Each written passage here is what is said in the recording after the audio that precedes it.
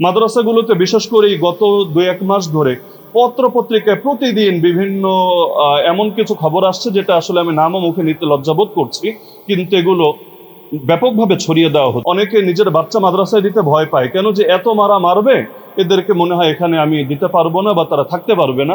তা আধুনিক শিক্ষাদান পদ্ধতি, মনস্তত্ত্ব এবং তথ্য প্রযুক্তি বিষয়ক নিয়মিত প্রশিক্ষণ নিশ্চিত করা দরকার। আমি মনে করি প্রতিটা মাদ্রাসায় যদি অভিযোগ সেল থাকতো, কমপ্লেন সেল, যেখানে শিক্ষার্থীরা কোনো ভয় ছাড়া, কোনো দ্বিধা সংকোচ ছাড়া নিজেদের যে কোনো পেরেশানির কথা, হয়রানির কথা সেখানে তারা জানাতে পারতো এবং যথাযথ কর্তৃপক্ষের মাধ্যমে এটার স্বাধীন তদন্ত হতো, ব্যবস্থা হতো, এটা আসলে এই দেশের জন্য অত্যন্ত কল্যাণকর হতো এবং আলেম সমাজের ইজ্জত রক্ষার জন্য এটা ব্যাপক ভূমিকা রাখতো। মূলধারার গণমাধ্যম ও সমাজে মাদ্রাসা শিক্ষার্থীদেরকে নিয়ে যে সমস্ত গদবাধা এবং নেতিবাচক ধারণা রয়েছে, এই জুলাই পরবর্তী নতুন বাংলাদেশে এগুলোকে ঘুচিয়ে তাদের ভেতরে সঠিক দেশপ্রেম এবং মেধার সঠিক মূল্যায়নটা নিশ্চিত করা দরকার। চতুর্থ বিষয় হলো, আমাদের সমাজে সামাজিক একটা দূরত্ব রয়ে গেছে। সাধারণ শিক্ষায় যারা শিক্ষিত আর মাদ্রাসা শিক্ষার যারা শিক্ষিত, এদের ভেতর একটা অদৃশ্য দেয়াল কেমন যেন রয়েছে। এটাকে দূর করার জন্য যৌথ বিতর্ক প্রতিযোগিতা, খেলাধুলা, যৌথ সাংস্কৃতিক বিনিময়, এরকম বিভিন্ন মাধ্যমে তাদেরকে একটা শ্রেণীর ভেতরে নিয়ে আসা দরকার। এর পরবর্তী বিষয় হলো, কওমি এবং আলিয়া মাদ্রাসার কারিকুলামটাকে আরো কিভাবে যুগোপযোগী করা যায়, তাদের ধর্মীয় মূল বিষয়টাকে সামনে রেখে পাশাপাশি সমকালীন বিজ্ঞান, তথ্য প্রযুক্তি, গণিত এবং ভাষা শিক্ষা, বিশেষ করে ইংরেজি। কওমি মাদ্রাসা এমন বড় বড় আলেমও বাংলাদেশে আছেন আলহামদুলিল্লাহ, যাদের জ্ঞানটাকে যদি ঠিকভাবে তারা উপস্থাপন করতে পারতেন তাহলেও তারা একজন আন্তর্জাতিক স্কলার হিসেবে বরিত হতে পারতেন। কিন্তু এই ভাষাগত দুর্বলতার কারণে তাদের জ্ঞানটাকে পৃথিবীর সামনে উপস্থাপন করতে পারছেন না। এজন্য দুঃখজনকভাবে বাংলাদেশে এমন আলেম খুব কমই পাওয়া যায় যারা আন্তর্জাতিকভাবে পরিচিত। এটা তাদের জ্ঞানের দুর্বলতার জন্য না, বরং ভাষাগত দুর্বলতার জন্য। এই বিষয়গুলো কিভাবে দূর করা যায় এদিকেও নজর দেওয়া দরকার। পরবর্তী বিষয় হলো দক্ষতা ভিত্তিক শিক্ষা। আমাদের মাদ্রাসায় যারা শিক্ষা অর্জন করে সকলেই যে ভবিষ্যতে মাদ্রাসার টিচার হবে বা মসজিদের ইমাম হবে এটা তো আবশ্যক না এবং এটা সম্ভব না, এটা হওয়া উচিত না। তো তারা মাদ্রাসা শিক্ষায় শিক্ষিত হওয়ার পরেও তাদের মধ্যে এই পরিমাণ কারিগরি দক্ষতা আসা দরকার এবং এটার জন্য রাষ্ট্রকে নজর দেওয়া দরকার, যাতে করে প্রতিটা ব্যক্তি সমাজের কোনো না কোনো কাজে আসে এবং তাদের দ্বারা রাষ্ট্র উপকৃত হতে পারে। বিশেষ করে আমি দায়িত্ববোধের সাথে বলতে পারি, কওমি মাদ্রাসার ছাত্ররা বিশেষ করে যেই ধরনের প্রশিক্ষণের ভেতর বড় হয়, তাদেরকে যে কোনো সেক্টরে যদি কাজে লাগানো হয়, ওই আর্মির লোকগুলো যেমন একটা শৃঙ্খলার ভেতর বড় হওয়ার কারণে তাদের মধ্যে সব ক্ষেত্রে সভ্যতা, ভব্যতা এবং শৃঙ্খলা, মান্যতা অনেক বেশি থাকে। একইভাবে এদেরকেও যে কোনো সেক্টরে কাজে লাগানো হলে তারা এক একজন তারকা হয়ে চমকে যাবে ইনশাআল্লাহ। কিন্তু এজন্য এই কারিগরি ভিত্তিক এবং দক্ষতা ভিত্তিক শিক্ষাটা কিভাবে নিশ্চিত করা যায় এদিকেও নজর দেওয়া দরকার। পাশাপাশি সনদ বিগত সময়ে কওমি মাদ্রাসার শিক্ষা স্বীকৃতি দেওয়া হয়েছে, কিন্তু এখনো এটাকে কিভাবে কার্যকারিতা বৃদ্ধি করা যায় এবং এটাকে উচ্চশিক্ষা এবং দেশের বাহিরেও শিক্ষা এবং চাকরি বাকরির ক্ষেত্রেও এটার কিভাবে নিশ্চয়তা দেওয়া যায়, এক্ষেত্রে আমরা দেখতে পাচ্ছি যথাযথ আসলে আমাদের অ্যাক্টিভিটিস নজরে পড়ছে না, বরং গাফলতি রয়েছে, এটাও দূর হওয়া দরকার। পাশাপাশি কওমি মাদ্রাসায় যারা পড়েন তাদের সামাজিক এবং রাষ্ট্রীয় দর্শনের অন্তর্ভুক্তি তাদের ভেতরে হওয়া দরকার। 5 মিনিট হয়নি, 1 মিনিট আছে। বিশেষ করে সমাজবিজ্ঞান, রাষ্ট্রবিজ্ঞান, অর্থনীতি, আন্তর্জাতিক সম্পর্ক, আমি খুবই স্পিডে বলার চেষ্টা করছি, জাস্ট মূল পয়েন্টগুলো ব্যাখ্যা করার সময় নেই, না হলে এক একটা পয়েন্ট নিয়ে ব্যাখ্যা করতে হবে। জাস্ট মূল পয়েন্টটা অন্তত নজরে আসুক, বিষয়গুলো সামনে আসা দরকার। তাহলে সামাজিক ও রাষ্ট্রীয় দর্শনের অন্তর্ভুক্তি হওয়া দরকার, আর শিক্ষক প্রশিক্ষণটাও নিশ্চিত করা দরকার। বিশেষ করে কওমি মাদ্রাসার যে শিক্ষকরা রয়েছেন আধুনিক শিক্ষাদান পদ্ধতির সাথে অনেকে পরিচিত না। শাসন ছাড়াও কিভাবে বাচ্চাদেরকে পড়া যায়, বিশেষ করে অনেকে নিজের বাচ্চা মাদ্রাসায় দিতে ভয় পায়, কেন যে এত মারা মারবে, এদেরকে মনে হয় এখানে আমি দিতে পারবো না বা তারা থাকতে পারবে না। তা আধুনিক শিক্ষাদান পদ্ধতি, মনস্তত্ত্ব এবং তথ্য প্রযুক্তি বিষয়ক নিয়মিত প্রশিক্ষণ নিশ্চিত করা দরকার। পাশাপাশি একটা বিষয় আমি না বললেই না, চাইল্ড প্রোটেকশন পলিসি এবং অভিযোগ সেলটা নিশ্চিত করা দরকার। মাদ্রাসাগুলোতে বিশেষ করে এই গত 2-1 মাস ধরে পত্র পত্রিকায় প্রতিদিন বিভিন্ন এমন কিছু খবর আসছে যেটা আসলে আমি নামও মুখে নিতে লজ্জাবোধ করছি, কিন্তু এগুলো ব্যাপকভাবে ছড়িয়ে দেওয়া হচ্ছে। আমি মনে করি প্রতিটা মাদ্রাসায় যদি অভিযোগ সেল থাকতো, কমপ্লেন সেল, যেখানে শিক্ষার্থীরা কোনো ভয় ছাড়া, কোনো দ্বিধা সংকোচ ছাড়া নিজেদের যে কোনো পেরেশানির কথা, হয়রানির কথা সেখানে তারা জানাতে পারত এবং যথাযথ কর্তৃপক্ষের মাধ্যমে এটার স্বাধীন তদন্ত হতো, ব্যবস্থা হতো, এটা আসলে এই দেশের জন্য অত্যন্ত কল্যাণকর হতো এবং আলেম সমাজের ইজ্জত রক্ষার জন্য এটা ব্যাপক ভূমিকা রাখত। পাশাপাশি আধুনিক ব্যবস্থা, আবাসিক ব্যবস্থাটার একটু আধুনিকায়ন করা দরকার। আমাদের দেশে বিশেষ করে কওমি মাদ্রাসায় যে আবাসিক ব্যবস্থাটা প্রচলিত আছে, এটা যদি আধুনিকায়ন না করা হয় তাহলে সেই ক্ষেত্রে কিছু জটিলতা থাকবে। আর সর্বশেষ দুটো পয়েন্ট আমি বলে শেষ করছি। আমাদের মাদ্রাসাগুলোর নিজস্ব মিডিয়া এবং পিআর সেল থাকা দরকার। এখন হলুদ মিডিয়া যা মনে চায় তা ছড়িয়ে দিচ্ছে, আবার দেখা যায় 2 মাস পরে থুক্কু দিয়ে তারা তাদের মত পরিবর্তন করছে যে না আসলে এটা ভিত্তিহীন ছিল, এটা গুজব ছিল, কিন্তু মাঝখানে ইজ্জতের সর্বনাশ হয়ে যাচ্ছে। এজন্য যে কোনো অভিযোগ উঠলে এটা যাতে নিজস্ব পিআর টিমের মাধ্যমে যাচাই করে জাতিকে সঠিক বার্তাটা দেওয়া যায়, যেটা অপরাধ সেখানে আসলেই অপরাধের বিচার নিশ্চিত করতে সরকারকে সহযোগিতা করা যায়, আর যেটা অপরাধ না, এটা যে আসলে একটা চক্রান্ত, ষড়যন্ত্র, এটা যাতে জাতির সামনে উপস্থাপন করা যায়, এজন্য নিজস্ব একটা ব্যবস্থাপনা আমাদের ভেতরে থাকা দরকার।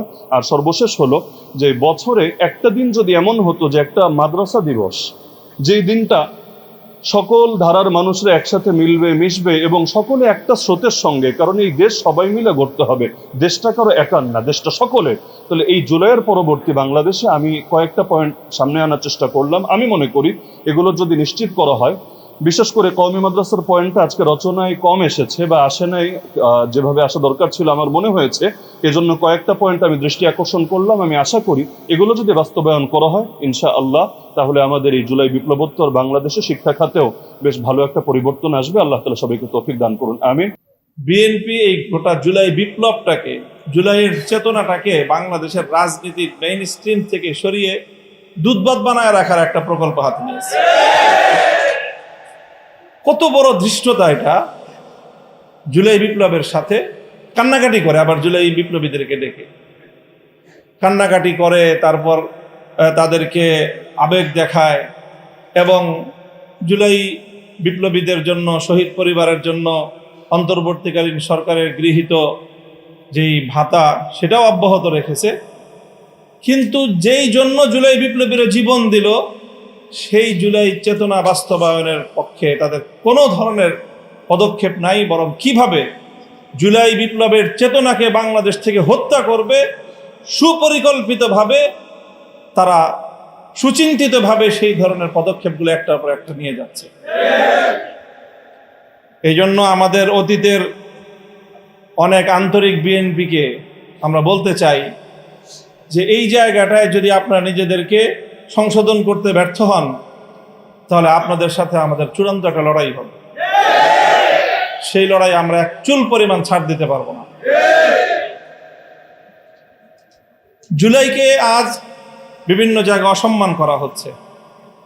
এক শ্রেণীর কথা বারবার বলা হচ্ছে, মিডিয়ার এক শ্রেণীর মানুষ এবং বিশেষ করে আমাদের শিল্প সংস্কৃতি জগতের কিছু চিহ্নিত মুখ জুলাই সনদকে অপমান করে অশ্লীল বাক্যবাণে তারা জুলাইকে জর্জরিত করার চেষ্টা করছে। জুলাই গ্রাফিতির উপর অসম্মানজনক, চরম অপমানজনক আচরণ করা হচ্ছে, আর বিএনপি জুলাই যোদ্ধাদেরকে ডেকে কান্নাকাটি করে। এই সকল জাতির সাথে তামাশা বিএনপি যদি বন্ধ না করে, তাহলে বিএনপির পরিণাম ভালো হওয়ার কোনো সম্ভাবনা নাই। আমরা পরিষ্কার কথা বলি, আগে অতীতে আমরা বিএনপির উপর নির্ভর করে প্রতিটি স্বৈরাচার বিরোধী আন্দোলনের শেষে আমরা ক্ষতিগ্রস্ত হয়েছি, কারণ বিএনপি সময় মতো ক্ষমতায় গিয়ে সেই বিষয়গুলি বাস্তবায়ন করার চেষ্টা করে না। এবার কিন্তু আমরা আর বিএনপির উপর নির্ভর করছি না, আমরা বিকল্প পথ বেছে নিচ্ছি। বিএনপি যদি জুলাই বিপ্লবের চেতনা বাস্তবায়ন করতে ব্যর্থ হয়, আমাদের এই ইস্পাত কঠিন ঐক্য আরো দৃঢ় হতে থাকবে। এই দৃঢ় হতে হতে বিএনপির বিরুদ্ধে গণবিস্ফোরণে পরিণত হবে ইনশাআল্লাহ। সর্বশেষ কথা আমার, এই জুলাই মাসের মধ্যে জুলাই জাদুঘরটাকে ওপেন করে দেন।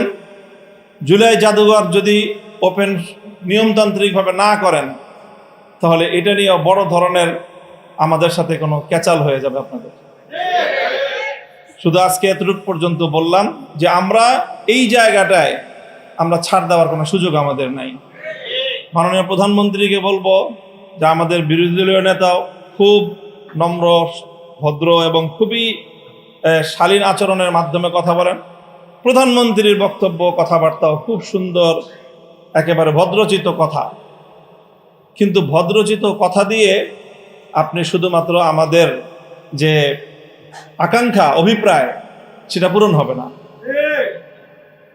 ফ্যাসিবাদী প্রধানমন্ত্রী শেখ হাসিনা গণতন্ত্রের একটা নতুন ডেফিনিশন সামনে এনেছিল, উন্নয়নের গণতন্ত্র।